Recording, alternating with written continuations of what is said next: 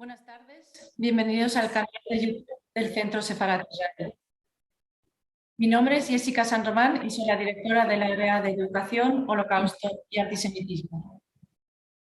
Es un honor poder contar hoy con una de las historiadoras más prestigiosas en la investigación del Holocausto, la estadounidense Wendy Lower, que nos comentará su libro, que ha sido recientemente publicado en español por la editorial Confluencias, con el título La fosa, una familia, una fotografía, una masacre del Holocausto revelada. Se estima que el Holocausto es uno de los crímenes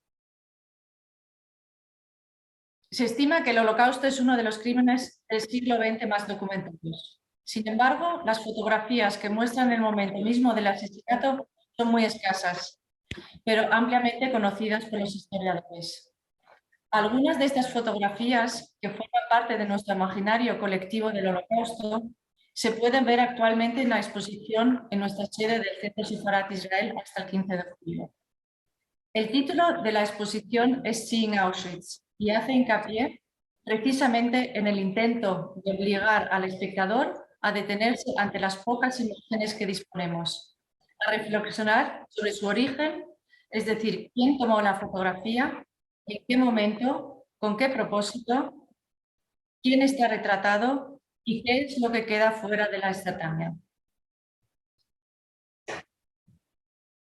En la exposición, cuyos comisarios fueron otros historiadores de prestigio, Paul Salmons, Robert Jan van Pelt y Miriam Greenbaum, se analizan las fotografías de lo que hoy llamamos el álbum de Auschwitz, el Höcker Album, las 4 fotografías tomadas por los Sonderkommandos y algunas fotografías tomadas por las fuerzas alienas. Esta tarde, con la ayuda de Wendy Lower, nos centraremos en una fotografía singular que testifica sobre los crímenes perpetrados antes de los campos de exterminio y antes de las cámaras de gas. Trata de lo que llamamos la Shoah por balas, es decir, de las ejecuciones en masa por las Einsatzgruppen alemanas y sus colaboradores en el avance de la Wehrmacht hacia el este a partir de junio de 1941. La fotografía, tomada en octubre de 1941 en Ucrania, parece mostrar a primera vista la ejecución de una mujer con su hijo por unos pocos soldados de uniformes. En ella se centra el análisis y libro de Wendy Lower, un libro que, por cierto, se lee como un diario de investigación. Lower dirige proyectos de investigación sobre el Holocausto desde hace más de 20 años y ocupa la cátedra de Historia John K. Roth en el Claremont McKenna College y ejerce como directora del Centro Jack Joseph y Morton Mandel de Estudios Avanzados del United States Museum. Es además autora de otro libro destacado y disponible en español con el título Las arpillas de Hitler, las mujeres alemanas en los campos de exterminio nazis. Es un honor poder escucharte hoy. Wendy, por favor, cuando quieras puedes empezar con tu presentación.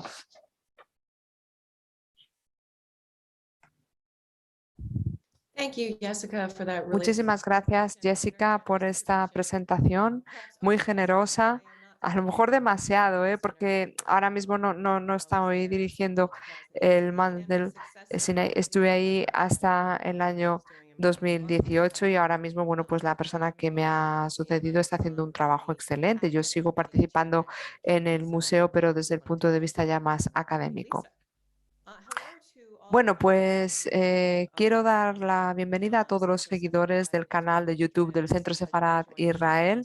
Es un placer estar hoy aquí con ustedes, sobre todo en este momento en el que estamos viviendo la semana de conmemoración del Holocausto, todo el mes de abril. El mes de abril es un mes muy importante en el que rememoramos, bueno, pues esta historia del genocidio. Normalmente empiezan estas actividades en Armenia ya en el mes de abril, en abril del 43, y lo mismo vimos un principio de genocidio ya en Camboya y en Ruanda. O sea que es un mes en el que, bueno, pues conmemoramos estos eventos y ahora mismo estamos viviendo obviamente el genocidio, otro genocidio más en Ucrania. Ya hemos visto, bueno, pues allí 3 genocidios en menos de un siglo, ¿no? Debido a las guerras. Al principio de los trabajos sobre Auschwitz, bueno, pues se nos presentó la idea del peligro de la pasividad, porque se dice, bueno, pues aquellos que viven tranquilos en sus casas, aquellos que tienen comida caliente en sus platos, tienen que plantearse si esto está bien, ¿no? Si estamos viviendo en una situación en la que hay personas que viven teniendo que luchar por un pedazo de pan, mujeres que ya no tienen nombre, se les priva de su identidad y ya, bueno, pues tienen que vivir de manera estéril. No podemos olvidar que esto ha pasado, ¿no? Esto es lo que se nos decía, o sea, que esta semana lo que hacemos es recordar, no olvidar nunca estos registros históricos, sino también el imperativo moral de actuar, actuar por un bien mayor en el servicio de la humanidad, en este sentido para ayudar a nuestros compañeros ucranianos que tanto están sufriendo. Hay mucha información que obtenemos de Ucrania y que son fotografías. Vemos fotografías de atrocidades casi a tiempo real. En Bucha, en Mariupol, vemos que se van recopilando estas pruebas gráficas, estos testimonios, y me parece que esta presentación sobre esta fotografía, bueno, pues es muy oportuna. Lo que les voy a mostrar es del año 1941, tal y como ha dicho Jessica.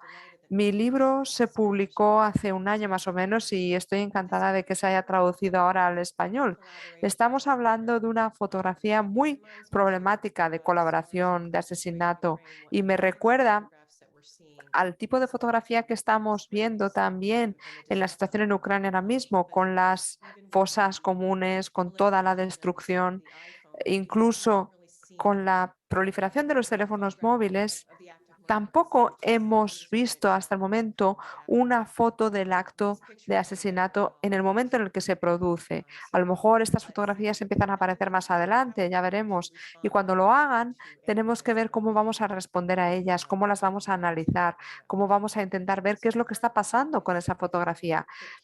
Parte de mi libro pretende dotar a la gente de unos métodos para poder investigar, abordar estos temas, ¿no? Como los álbums que ha mencionado antes Jessica.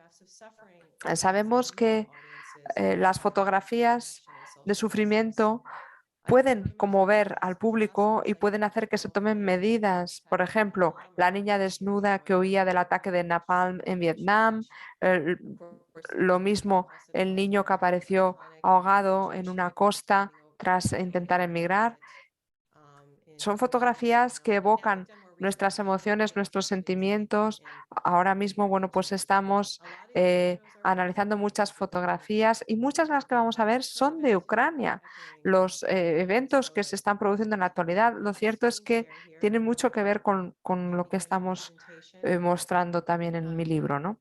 Me gustaría compartir ahora la pantalla con ustedes. Como les decía, aquí ven algunas de las imágenes más icónicas que tienen que ver con el Holocausto y que forman parte de nuestro imaginario colectivo. Son fotografías también de Auschwitz-Birkenau, el niño del gueto de Varsovia, este hombre al que se le dispara en Ucrania.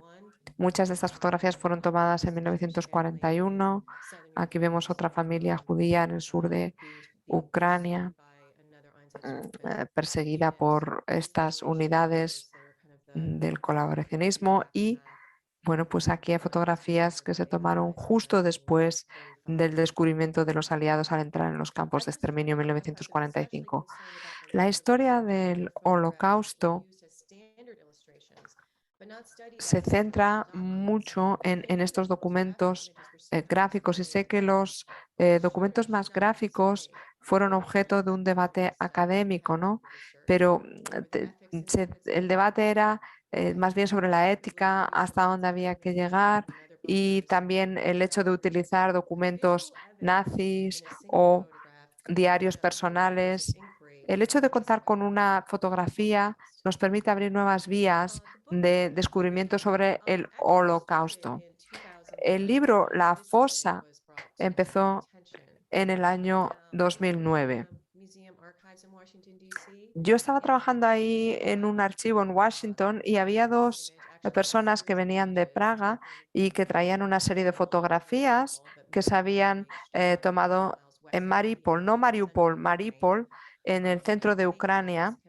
Y tal y como ha dicho Jessica, se tomaron en el año 1941. Mi colega Daniel, especialista de Ucrania en el museo, que ha ido recopilando material y digitalizándolo, lo cual está muy bien, porque como sabemos ahora mismo en la guerra, pues muchos archivos se están destruyendo, ¿no? Entonces está bien que se digitalicen estos archivos. Y entonces llegó a mí esta fotografía y yo nunca había visto una imagen tan vívida de este acto de asesinato. A mí lo que me sorprendió es lo que vemos a la derecha, este grupo de hombres que están apuntando sus fusiles a este grupo, a la mujer, a sus hijos, y esto hace hincapié en el tema de la colaboración, ¿no? La colaboración de Ucrania. Ahí entramos ya en un debate más polémico de intentar buscar más fuentes para intentar determinar el grado de colaboracionismo. Estamos intentando ver exactamente cuáles eran estas unidades colaboracionistas de Ucrania, cuáles eran sus intereses, por qué seguían a los nazis y por qué tenían esta lealtad al ejército nazi, ¿no? ¿Y por qué se habían decantado por la alternativa fascista y no la soviética? Y aquí vemos una imagen, como les decía, del año 1941 y lo quiero destacar porque es precisamente el tipo de imagen cuando hablamos de catástrofe. Tenemos que ser conscientes de que a veces las imágenes se pueden utilizar más o se pueden manipular con fines políticos. Esta es una imagen que seguramente sería muy bien recibida en la propaganda de Putin, ¿no? Para desnazificar Ucrania, como él dice. Aquí vemos cómo los ucranianos pues sí que colaboraron con los nazis, con el ejército fascista en el 41, pero esta no es la situación de ahora ni de los últimos 30 años en los que Ucrania ha buscado el rumbo hacia su independencia y contar con una sociedad civil que no es fascista para nada.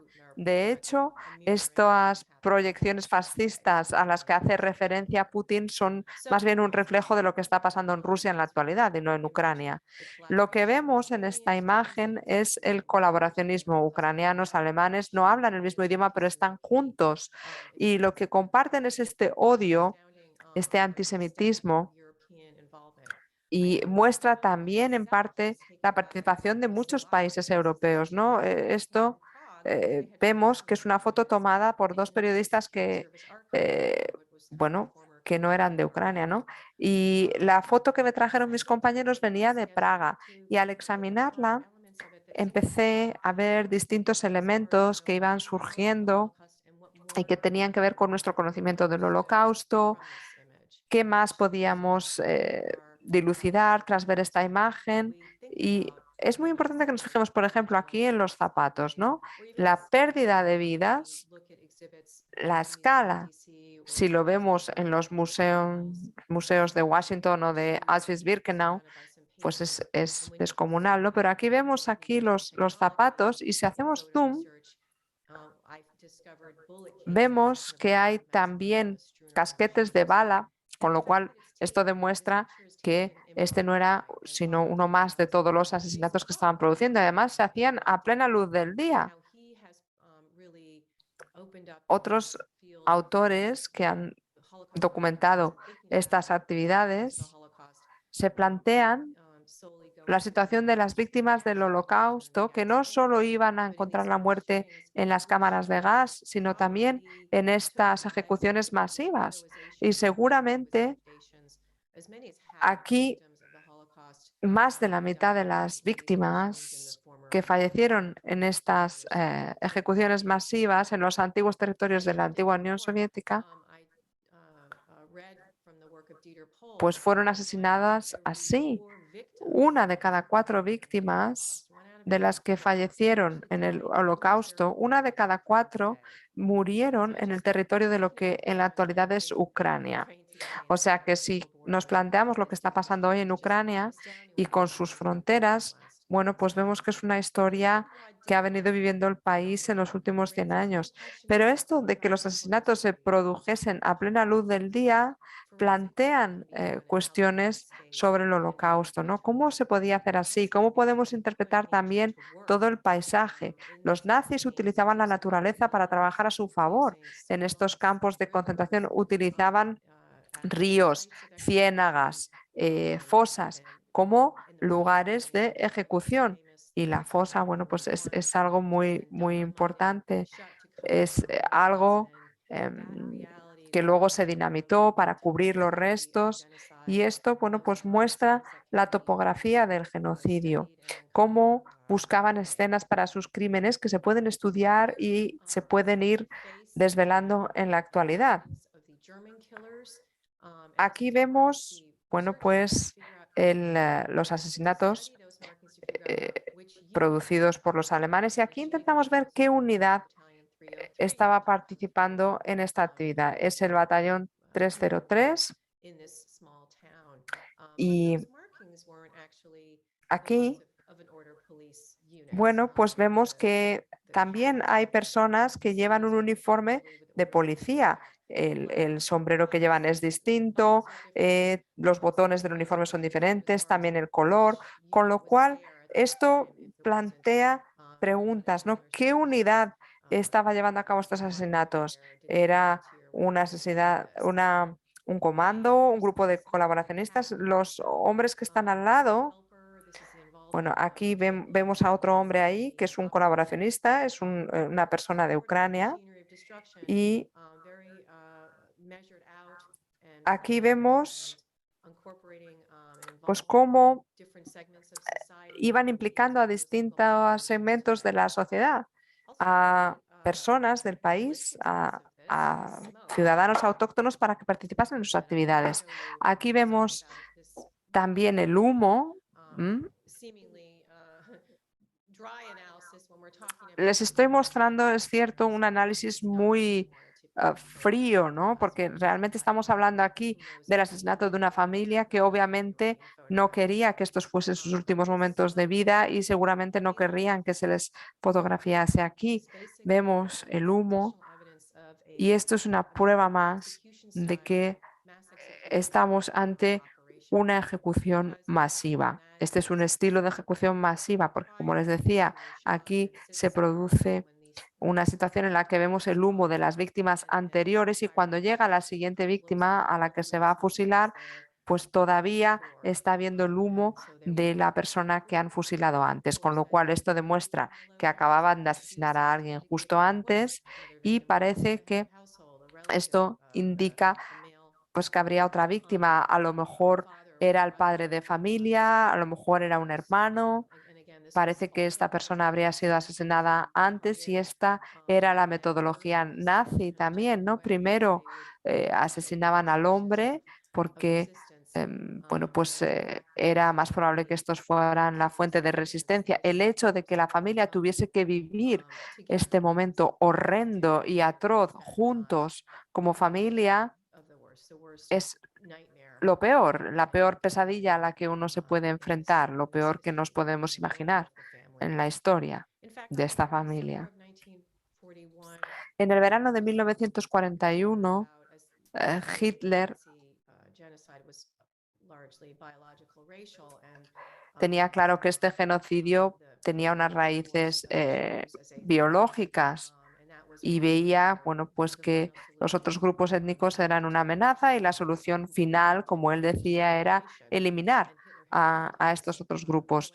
Hitler había dicho a sus aliados en el verano del 41 que no tenía que sobrevivir ni una familia judía en el continente. Y hablaba de familia porque los descendientes intentarían vengar estos crímenes. Y esto es lo que él pensaba que iba a pasar, ¿no? Él pensaba que las familias judías siempre iban a volver a atacarle, ¿no? Esta era parte de su ideología tan radical. Los periodistas trajeron también el protocolo que ven ahí en pantalla. No todas las fotografías que se descubren se pueden investigar con tanta profundidad. Claro, hasta que uno no empieza a investigar no lo sabe, pero fue muy útil ver este protocolo porque desde el principio tuve el nombre del fotógrafo, la ubicación en la que se tomó, la fecha, y en este protocolo del 58 el fotógrafo había tomado una foto incriminadora y se le interrogó sobre ella, se le arrestó en varios momentos para interrogarle y perdió los negativos que, bueno, pues se quedaron en la policía secreta, pero sí que se quedó con la fotografía. El fotógrafo era Lubomir Skruvinaj, un hombre muy joven de 25 años que tuvo que participar en esta campaña y vamos a luego ver más cosas sobre él porque cuando uno ve esta fotografía asume que el fotógrafo forma parte de ese grupo de colaboracionistas que está participando no con un arma, pero sí con su fotografía, como dijo Susan Sontag en su análisis del fotoperiodismo. Es una manera de colaboracionismo. Aquí en su testimonio dice que tomó una serie de fotografías y que utilizó su cámara Nikon. Y esto plantea una serie de preguntas sobre las cámaras, lo que quería lograr. Aquí ven otra fotografía. Yo encontré 7 fotografías que eran parte de esta serie y en 5 de ellas, bueno, su cámara podía tomar 7 o 8 fotografías, ¿no? Es importante ver la cámara. Si la cámara solamente puede generar tantas fotografías y lleva un carrete, ¿qué decide mostrar? ¿Qué decide fotografiar para mostrarnos lo que está pasando? O sea que además de la fotografía que vimos, vimos esta otra de una mujer siendo asesinada sola. A lo mejor lleva algo en sus brazos, a lo mejor lleva un bebé, tampoco lo sé. Uno de mis lectores me dijo que a lo mejor llevaba un bebé en brazos, pero aquí, bueno, pues tenemos una imagen mejor de los asesinos alemanes y, bueno, pues se utilizó para identificar a los que habían cometido este crimen. Aquí está el fotógrafo y su cámara. Esta foto se tomó cuando se le interrogó en los años 50, esa era su cámara. Él falleció en el año 2005 y la donó al Museo de Bratislava de Historia de los Judíos y se le preguntó si se podían utilizar sus fotos y su cámara y dijo que sí, ¿no? Y esto destaca la importancia de recopilar estas pruebas. Como decía, estas cámaras eran muy populares en la Segunda Guerra Mundial y como sabemos, hay todo un registro fotográfico de aquella época.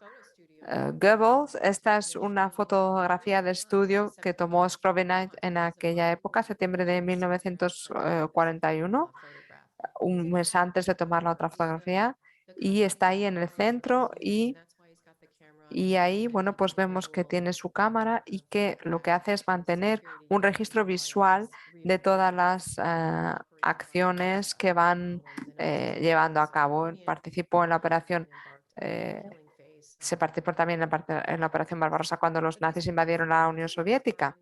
Pero estas cámaras, como les decía, eran muy populares. Goebbels había contratado a más de 15.000 fotógrafos para la invasión nazi por toda Europa y fueron capaces de generar 3,5 millones de fotografías de la guerra. Aquí vemos una cámara de bolsillos de los años 20 que llegó al mercado en el año 1933. Aquí también vemos un diario militar alemán que, bueno, promueve la utilización de estas cámaras y la vemos junto con estas postales, paquetes que se enviaban de un lado a otro porque pensaban, aquí vemos otra imagen de la la empresa ACFA, porque pensaban que las fotografías eran un puente entre el frente y los hogares de los soldados. Pero aquí también con las fotografías se captaron los crímenes del Holocausto. Y esto era algo que intentaban controlar los nazis. Y desde el principio de estas ejecuciones masivas, y vemos que esto coincide cronológicamente, Himmler y sus agencias empezaron a emitir órdenes de que no tenían que fotografiar los crímenes, las atrocidades que estaban produciendo, porque estaban preocupados por la resistencia que podría verse alentada si veían estas fotografías incriminadoras. Hitler ya había ha dicho a los soldados que tenían licencia para matar en sus directrices para la invasión, pero las fotografías de las ejecuciones masivas era algo que iba ya demasiado lejos y se encontraron en este dilema. No podían suprimir la circulación de las cámaras o el hecho de que se tomasen fotografías porque bueno, era lo que se había promovido para establecer este puente, pero servían a la vez como prueba incriminatoria. Mariupol, como ven ustedes, está aquí, como les decía, en el centro y es muy importante ver también la situación sobre el terreno, incluso décadas después. Vemos, como les decía, que está en el centro del mapa Mariupol y es una ciudad importante hoy en Ucrania porque históricamente esta ciudad ya se remontaba a los siglos XVI, XVII y era una ciudad que tenía una comunidad muy importante de judíos y había pues toda una civilización que se perdió debido al Holocausto. Por ejemplo, a principios del siglo XX, antes de la Primera Guerra Mundial, pues ya ahí había viajado el famoso etnógrafo Ansky, que había ido allí con sus fotógrafos para intentar capturar este estado que iba desapareciendo. Y había también una obra que se llama Didet, que se representa a menudo en todo el mundo, en el que se refleja la vida de esta comunidad religiosa. Y es algo que aparece también en mi libro, La Fosa, el reconocimiento de esta civilización perdida.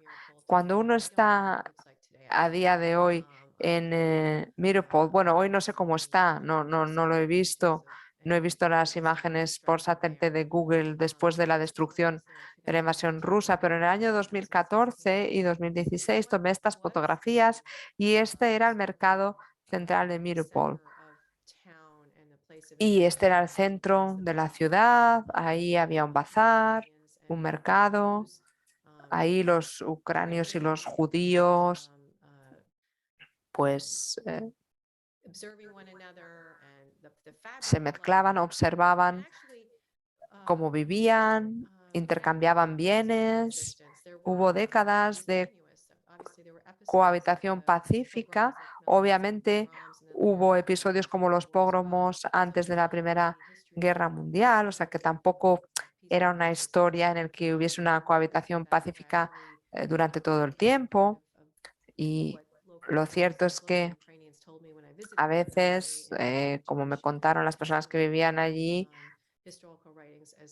había problemas, también lo vemos en fuentes históricas, pero lo que se produjo después fue una eliminación de la civilización. Aquí vemos un recuerdo de la Segunda Guerra Mundial tras la Guerra Patriótica y no se hace mención aquí al genocidio, al sufrimiento específico de los judíos en esta ciudad de Mariupol, ni tampoco en ninguna otra ciudad ucraniana o polaca. Se habla de los liberadores, de los héroes soviéticos y ya está. Los judíos, a los judíos se les reunió el 12 de octubre en ese mercado antes de la masacre Y cuando vamos a Ucrania, bueno, pues vemos que hay toda una serie de testimonios que describen lo que pasó, ¿no?, en aquella época. Aquí vemos el centro de la ciudad, una estación de policía, se detuvo a algunas personas, se las arrestó, vemos aquí los barrotes en las ventanas, los policías ucranianos se metían con ellos, les cantaban la marcha fúnebre, había muchos soldados alemanes también, violencia sexual contra las mujeres, se perseguía a las mujeres aquí también y fueron abusadas sexualmente antes de ser asesinadas. Aquí vemos en este camino cómo se les llevó a este parque que había sido la fortaleza, digamos, polaca durante la civilización a la que he hecho referencia antes, que se organizaba en torno al Lord polaco, los mercaderes judíos y los campesinos ucranios. Ese era el régimen que había en ese feudo polaco. Yo tengo aquí estos dibujos muy detallados que fueron autenticados en ruso y son dibujos que hicieron las personas que investigaron en la antigua Unión Soviética los crímenes que se habían producido en Mariupol. No tenían esta fotografía, pero sí que buscaron a los asesinos ucranianos en 1986, o sea que ahí se produjo un juicio en el que se juzgó a algunas de estas personas. Les voy a mostrar luego las fotografías, pero aquí ven ustedes los dibujos que se tomaron por parte de los investigadores soviéticos. Aquí ven ustedes los acusados en este caso y si se comparan estas fotos con las imágenes de 1941, se puede reconocer a los asesinos que fueron condenados en enero de 1987. 3 de ellos participaron en la ejecución, 2 fueron asesinados en enero del 87, fusilados, y el tercero era una persona joven durante la guerra, tenía 17 años, con lo cual le condenaron a 15 años al sistema soviético y desapareció. Yo no fui capaz de buscar a esta persona después. No sé si volvió a Ucrania. Como les digo, se le condenó en el 87 y yo la primera vez que fui a Ucrania fue en el año 1992 y pasé por esta ciudad y ahí vi, bueno, pues que seguía esta búsqueda de justicia incluso más allá de los años 80. Aquí vemos un documento de Alemania Occidental, un informe policial estándar redactado con una máquina de escribir en el año 1969. Uno de los hombres que estaba en la unidad alemana apareció en esa estación de policía y dijo: me gustaría denunciar un crimen que se produjo en Mariupol en 1941, la ejecución masiva durante el periodo nazi de personas judías. O sea que sí que hubo algún intento de investigar esta cuestión, pero se buscó a los miembros de la unidad y mintieron, intentaron, bueno, pues escaparse de las acusaciones y es muy importante, bueno, pues cuando uno ve estos testimonios alemanes y uno ve también el estado de negación o de ofuscación en el que estaban. Es útil, aunque no muy satisfactorio verlo y uno se plantea si realmente, si hubiesen tenido esta fotografía en Alemania Occidental en aquel momento, a lo mejor la investigación hubiese ido más allá. Los asesinos, como les decía, no eran del grupo de Himmler, era del Scholz-Schutz, no eran oficiales, digamos, estaban en Mariupol para bueno, pues, vigilar paquetes que venían de la estación y entonces llegó el principal mando del grupo la noche antes cuando estaban jugando a las cartas y organizó esta ejecución y buscó voluntarios, o sea que estamos hablando de voluntarios. Kunska y Hans Voigt, los que aparecen en la fotografía, que dijeron, sí, yo quiero participar, o sea que participaron de manera voluntaria en esta acción, como ellos llamaban, para eliminar a la población judía. Las víctimas del centro de la fotografía, la familia,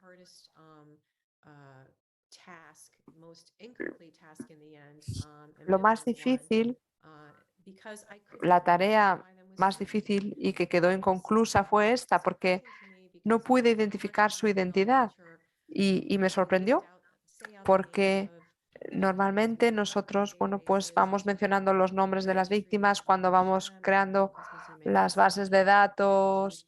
Tenemos estas listas en el Museo de Washington, en las páginas web.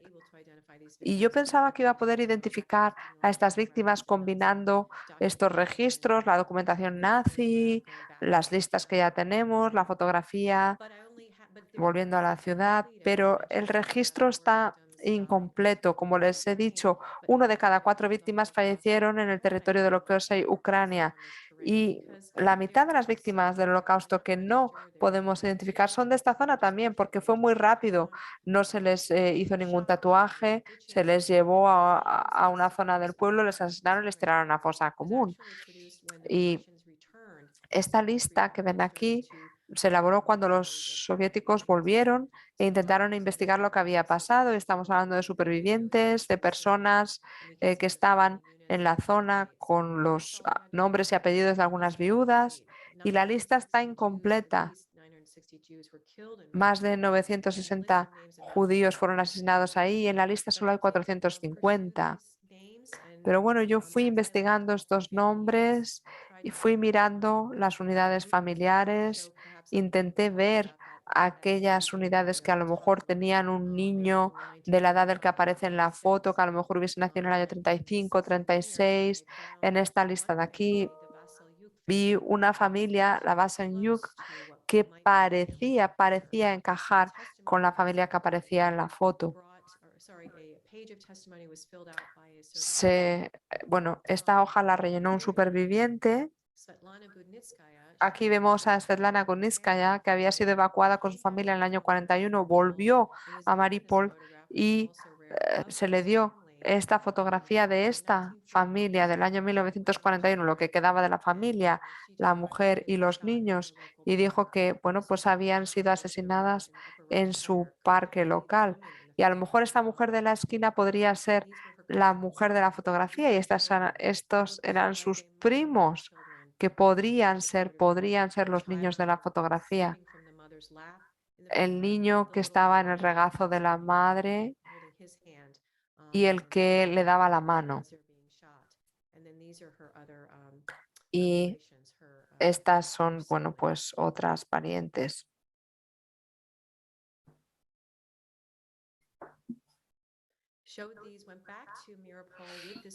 Así pues, bueno, pues volvimos a Mariupol con esta fotografía para ver si podíamos identificar a las personas y, de hecho, fuimos capaces de obtener más nombres de familias de Mariupol, fuimos recopilando más historias.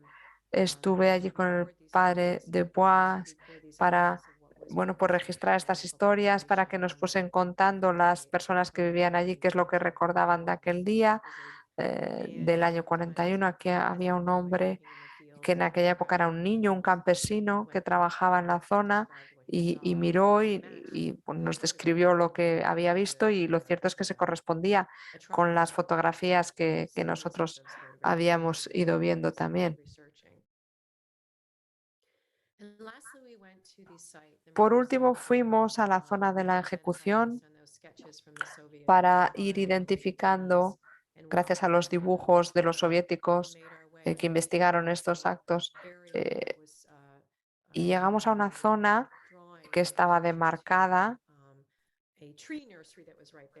Había un árbol allí cerca, teníamos las coordenadas y enseguida nos llamó la atención el paisaje, la topografía. Aquí vemos toda esta historia medioambiental y lo que vemos, lo que nos dicen los arqueólogos forenses es que el suelo,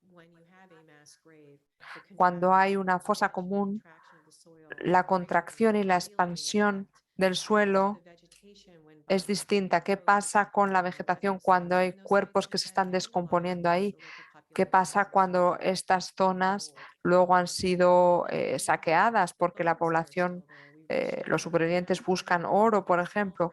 Fuimos buscando y encontramos fragmentos y nos sorprendió lo cerca que estaban estos fragmentos de la superficie y vimos que esto era porque durante la investigación soviética a finales de los 80 estuvieron removiendo estas fosas comunes y iban buscando a las víctimas, los restos, porque estaban intentando documentar estos casos, pero al hacerlo fueron destruyendo esta fosa común, fueron quitando huesos, luego los volvieron a enterrar en otras zonas.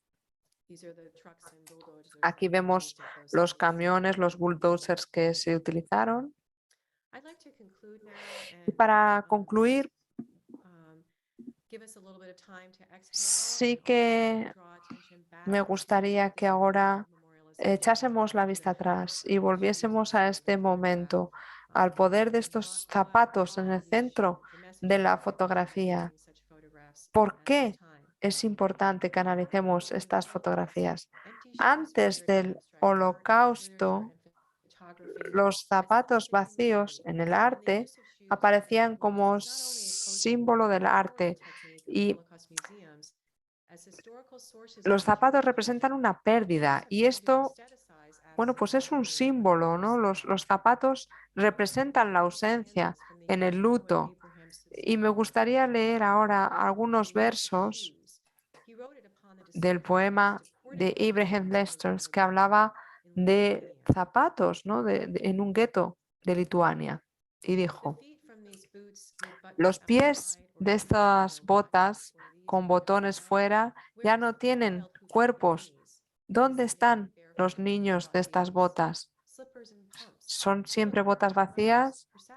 Aquí vemos calcetines a pares.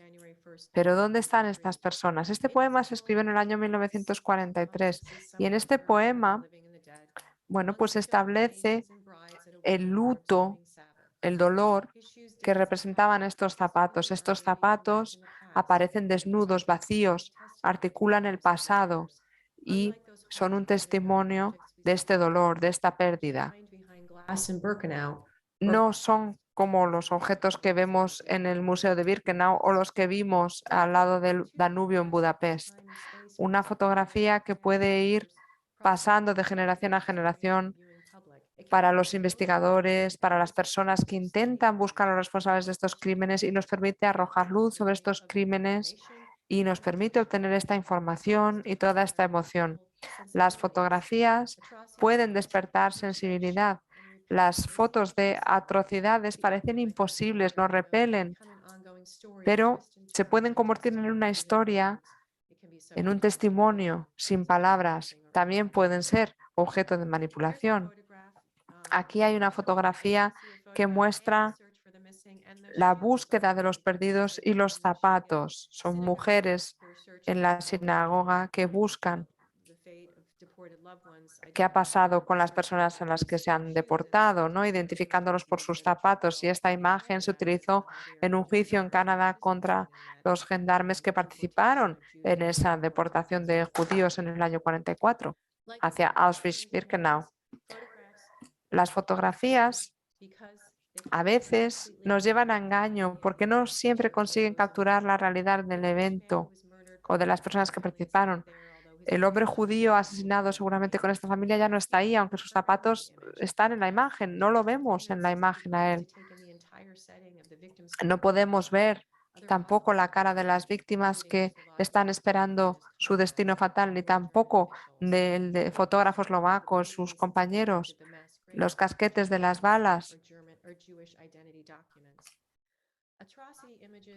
Las imágenes de atrocidades, sobre todo las más raras, muestran que los crímenes nos ofenden, nos avergüenzan y si las olvidamos promovemos la ignorancia. Si las descargamos de Internet sin un contexto histórico, denigramos a las víctimas. Cuando dejamos de investigarlas, dejamos de preocuparnos por las injusticias históricas, la amenaza, el genocidio y el asesinato. Gracias.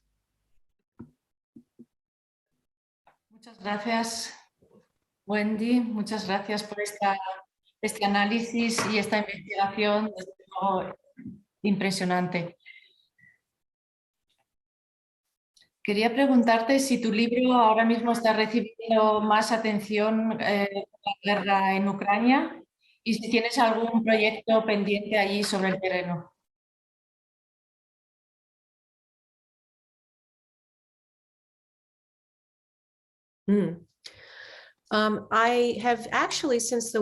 Bueno, desde que empezó la guerra, no he dado charlas sobre este libro. Como les decía al principio, me preocupa que se utilice mal esta imagen, ¿no? Que se malinterprete, que se manipule. Está ahí, es cierto que yo eso no lo puedo controlar, pero cuando doy estas presentaciones yo nunca sé quién está en el público, cómo van a recibir esta información, tal y como han visto en mi presentación. He intentado realizar una clara diferenciación entre 2022 y 1941, ¿no? Y la manipulación de estas imágenes de genocidio. Me he centrado mucho en las respuestas, lo que podemos hacer. Hemos desarrollado toda una red, un marco institucional sobre investigación del Holocausto, trabajamos en prevención del genocidio. Hay muchos recursos, se ha invertido muchísimo dinero en esta búsqueda de la verdad, en esta pericia, con grupos de trabajo en las universidades. Y ahora creo que tenemos que ver que hay una cierta desilusión porque no estamos respondiendo a lo mejor con la inmediatez que a uno le gustaría para poder aliviar el sufrimiento, para poner fin al genocidio, para detener a Putin. Con todos estos recursos que hay, ¿no? Pero, ¿qué es lo que se puede hacer? Pues yo en la universidad intento informar en la medida de lo posible, participo en grupos de expertos con mis colegas ucranios para apoyarles. Me recuerda a los escritos de Jean Amris y su libro At the Mind's Limit. Él decía que como víctima que había sufrido torturas, esta ruptura con la humanidad era más profunda cuando se dio cuenta de que había perdido la confianza en la humanidad. No era tanto el dolor, aunque obviamente yo no lo he sufrido y es algo que no me puedo ni imaginar, pero sí que se produjo una ruptura cuando se dio cuenta de que estaba solo en el mundo, que a nadie le importaba. Y esa pérdida de confianza en el mundo, tal vez ahora los ucranios estén perdiendo la confianza en el mundo, en Occidente, en cómo defendemos nuestros valores, nuestros principios de democracia y nuestro compromiso de que lo que pasó no vuelva a pasar nunca. Tenemos que hablar, tenemos que proporcionar ayuda, ayuda humanitaria, tenemos que intentar estar ahí. Estuve en Berlín para reunirme con refugiados. Estoy intentando seguir en contacto con ellos para darles ayuda directa en ese sentido. Y es muy importante destacar los paralelismos históricos que estamos viendo. También denunciar la criminalización de la historia, que es lo que está haciendo la Rusia de Putin, intentar explicar cuál es su ideología, de dónde viene, la historia de la relación estrecha entre imperio y genocidio y la trayectoria rusa en este sentido. Organizar protestas es muy importante también, task force, una combinación de activismo, trabajo desde el mundo académico y también escribir cartas a los congresistas, al presidente incluso, para ejercer presión política, para que no se pierda de vista y para que eduquemos a la población, para que sepan la amenaza terrible a la que nos enfrentamos con la guerra de Putin en Ucrania, que es una guerra contra Occidente. Y esto es algo que nos tenemos que tomar muy en serio. Y hay que responder. Muchas gracias, Wendy. Y desde luego un ataque a todos nuestros valores que queremos precisamente transmitir cuando estudiamos lo que fueron las consecuencias de los crímenes perpetrados durante el Holocausto. Muchísimas gracias, Wendy. Muchas gracias por tu análisis, por tus investigaciones, por tus palabras también finales. Yo creo que podemos concluir con tus palabras. Gracias. Thank you. Muchas gracias.